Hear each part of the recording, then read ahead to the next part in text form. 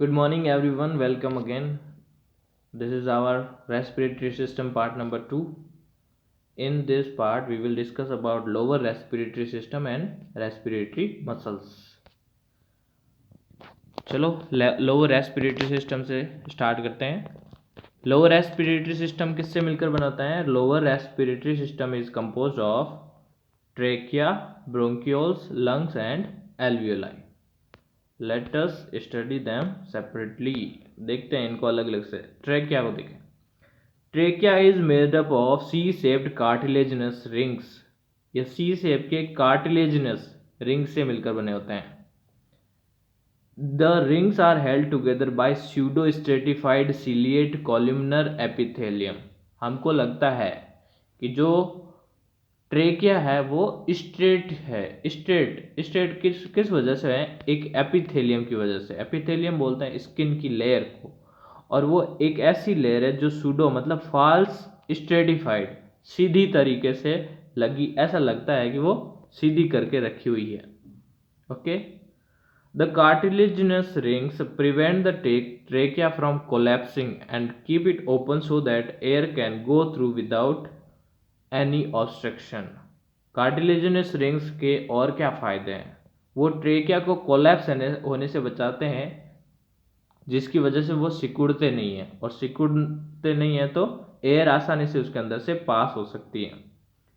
Trachea divides into 2 branches in thoracic chamber, each branch going to a lung. आगे जाके trachea जब thoracic chamber, जिसको chest बोलते हैं, वहां पर आता है तो वहां पर वो 2 ब्रांच के अंदर डिवाइड हो जाता है। ठीक है, जो बाद में किसके अंदर खुलती है? जो ओपन होती है लंग्स के अंदर। The epithelium in trachea produce mucus which filters impurities from air. Trachea के अंदर की जो एपिथेलियम है, लेयर, स्किन की जो लेयर है, वो म्यूकस सिक्रेट करती है। तो वो म्यूकस क्या करेगा? जो भी एयर अपन इनहेल करते हैं वो एयर को प्योर करता है, उसकी इम्प्योरिटीज को फिल्टर करता है। ओके, देख लो इसको ध्यान से। इसका अपर पार्ट ये है थायराइड कार्टिलेज जो होता है नेक के अंदर। उसके बाद में ये है ट्रेकिया। ट्रेकिया के ऊपर जो सी शेप के ये कुछ दिख रहे हैं, ये होते हैं कार्टिलेजिनस रिंग्स। ये इसको स्ट्रेट करके रखते हैं और इसको कोलैप्स होने से बचाते हैं।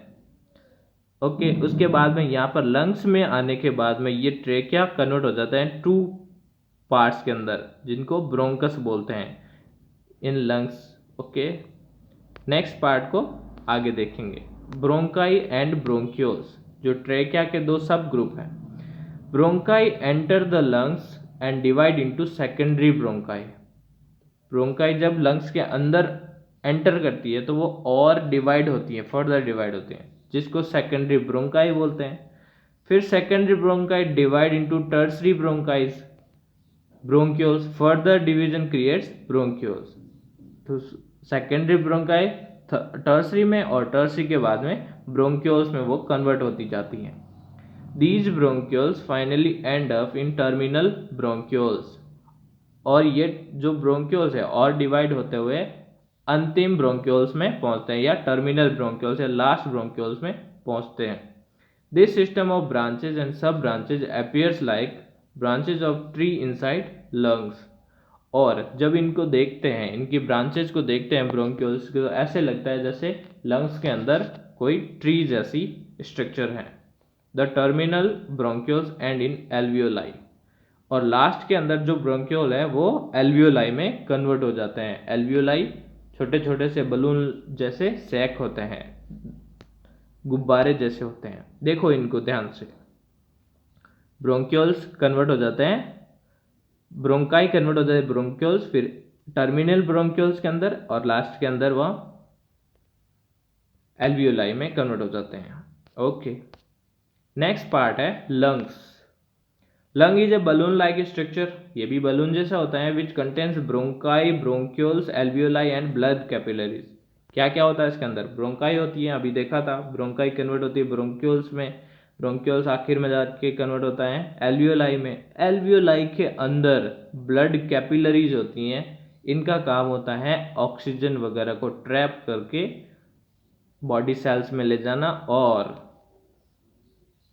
कार्बन डाइऑक्साइड को एल्वियोलाई के अंदर छोड़ देना। तो ये ब्लड कैपिलरीज भी वहाँ पे प्रेजेंट होती हैं।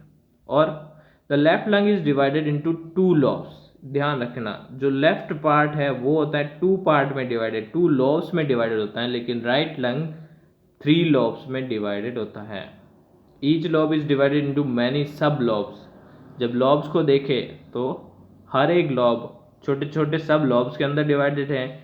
ईच सब lobe is divided into many small segments, और सब लॉब सेगमेंट्स के अंदर डिवाइडेड है। Each segment has fine branches of bronchi, arteries and veins, और हर सेगमेंट के अंदर बहुत सारे ब्रांचेज होती हैं ब्रोंकाई की, और आर्टरीज होते हैं और वेन्स होती हैं। देखो इनको, ये राइट पार्ट तो 3 पार्ट में है, right upper lobe, right middle lobe और राइट लोअर लॉब, और left part 2 lobe, left upper lobe और लेफ्ट लोअर लॉब। ओके, ये 2 पार्ट हैं। लास्ट पार्ट आता है इसका एल्वियोलाई, रेस्पिरेटरी सिस्टम का। Each lung is made up of spongy tissues. ये स्पंजी टिश्यूज जिसको आसानी से ऊपर नीचे या कॉन्ट्रैक्ट और रिलैक्स किया जा सकता है, वैसे स्पंजी टिश्यू से बने होते हैं। Contains many capillaries and about 30 million alveoli. इसके अंदर बहुत सारी ब्लड कैपिलरीज होती हैं और लगभग 30 मिलियन एल्वियोलाइज होती हैं।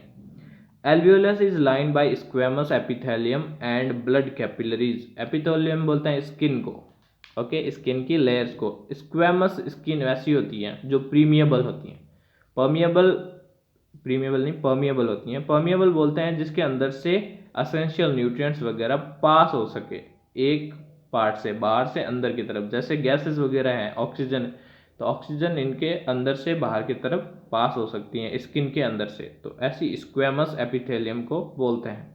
तो एल्वियोलस इससे बने रहते हैं। Exchange of gases take place in alveoli, और एल्वियोलाई के अंदर ही गैसों का एक्सचेंज होता है। लास्ट है रेस्पिरेटरी मसल्स।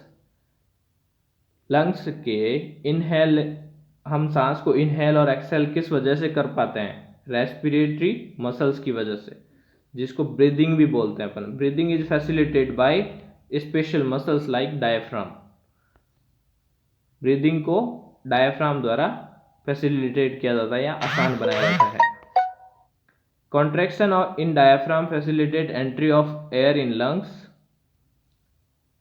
डायफ्राम का कॉन्ट्रैक्शन होता है तो लंग्स के अंदर एयर एंटर करता है, और जब वो रिलैक्स होता है तो एयर अंदर से बाहर की तरफ जाती है। तो एक्सहेल कब होता है? जब आप रिलैक्स करते हो, और इनहेल कब होता है? जब कॉन्ट्रैक्ट होता है।